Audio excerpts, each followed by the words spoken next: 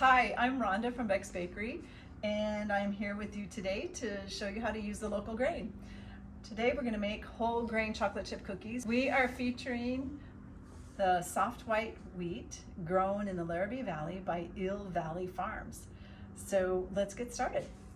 To begin with, about 250 grams, which is about 2 cups of soft white wheat. This was stone milled at the bakery, and it's got such lovely flavor and texture.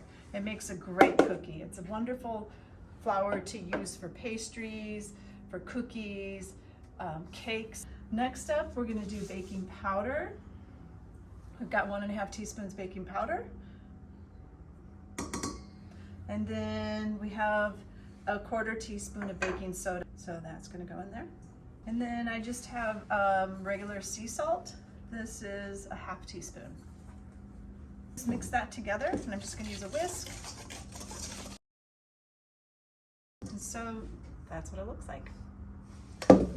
Next, we're going to do the wet ingredients. So we started with the dry ingredients. Now we're going to do the wet ingredient.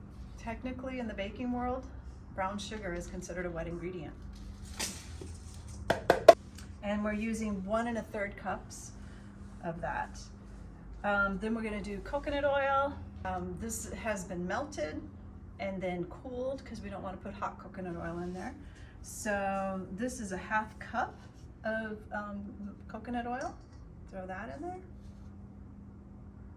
You could probably use a different fat if you didn't want to use coconut oil. Next we have water at room temperature. So this was 6 tablespoons.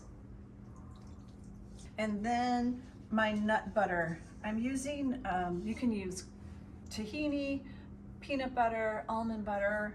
You could probably use other fancy nut butters too. In this case, I'm using tahini because I like the flavor of it. We're using 1/3 cup of tahini or some other nut butter, whatever you might have in your house. And then lastly, I have 2 teaspoons of vanilla extract. Add that to there. I'm gonna mix this as well. Next, we're gonna stir the flour mixture into the liquid mixture.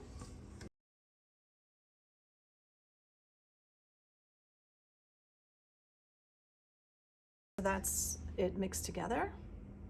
Then the last thing I'm going to do is I'm going to add the chocolate chips.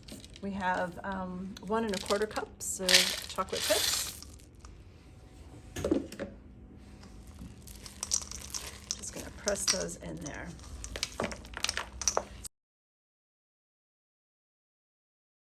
All right, and then I'm just going to cover this and let it sit for an hour, or you could put this in the refrigerator and let it sit in the refrigerator until you're ready to make some cookies.